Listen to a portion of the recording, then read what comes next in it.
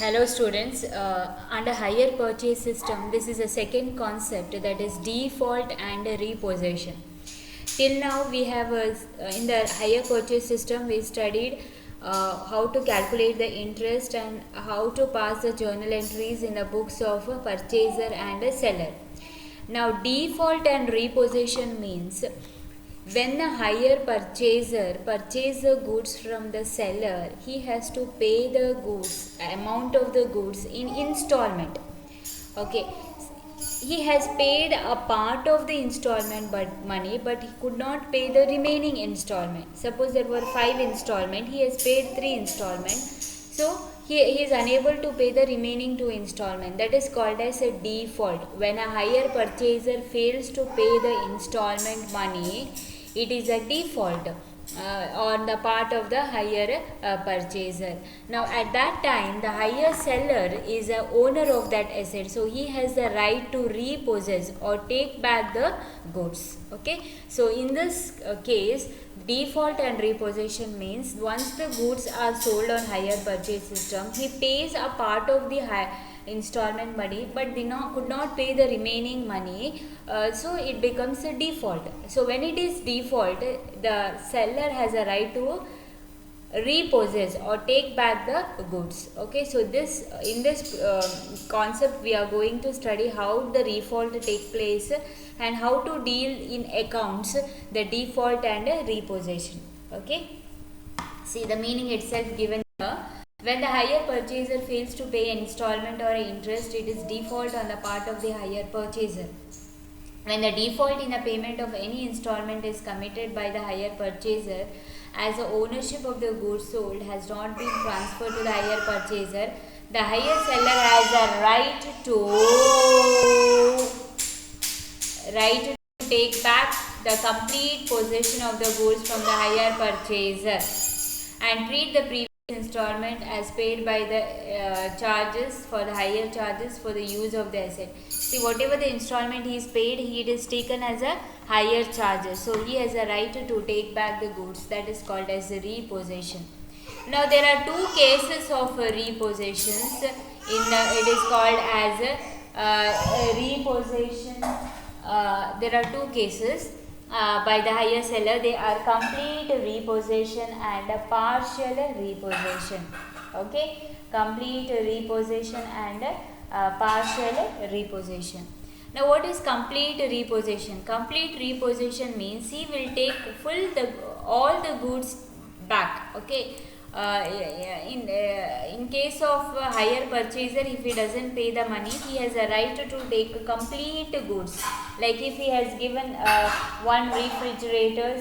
two refrigerators, so if he is unable to pay the amount, then 2 refrigerators will be taken over back by the hire seller. So it is called as complete repossession.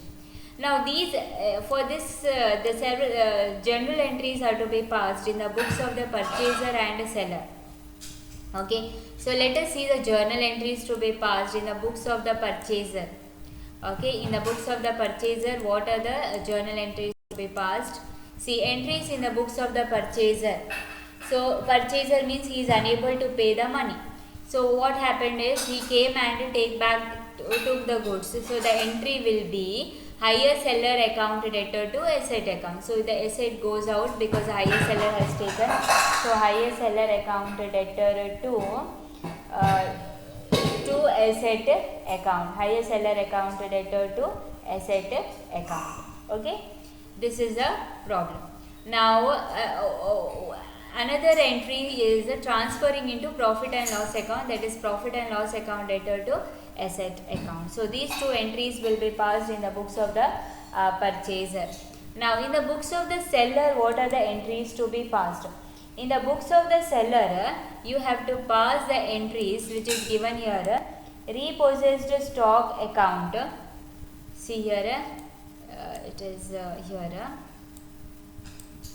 Repossessed stock account debtor to hire purchaser account. So he has taken the goods, so hire purchaser account. Okay, so repossessed account debtor to hire purchaser account.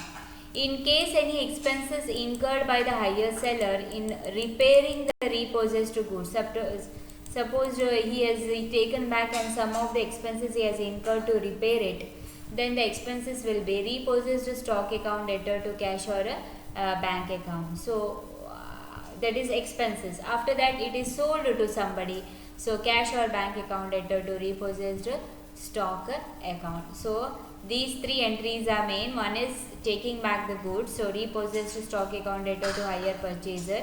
Then any expenses incurred for that goods, repossessed goods, so repossessed stock account debtor to cash or bank account. Next is it is sold, so cash or bank account debtor to repossessed account. Now transfer to profit and loss account, it is repossessed stock account debtor to profit and loss account. If there is a profit, it is to profit and loss account. If there is a loss, it is by profit and loss account. Transfer to repossessed stock. Okay, now next is partial repossession. Partial repossession means a part of the goods is taken over, not all the goods. Suppose he has sold 3 trucks, he has taken 2 trucks and left 1 truck. Okay, like that. If he has sold 5 machines, 3 machines are taken over, 2 machines are kept. Okay, so that is called as partial repossession. Only a part of the goods are taken. Okay, now for this also there is a journal entries. There are certain steps to be followed that I will explain you while doing the problem. Okay, but complete repossession, as the journal entries are simple, you have to follow these journal entries. Okay, one is in the books of purchaser, there are 2 entries. One is taken back the goods, then transfer to profit and loss account. In the books of seller is taking back the goods, then expenses for the goods, then sold, then transfer to profit and loss account. Okay, so default and repossession. Default means he is unable to pay the money. Repossession means taking back the goods. Okay, from the next class onwards I will be doing the problems under default and repossession. Okay, copy the same in your notes. Thank you.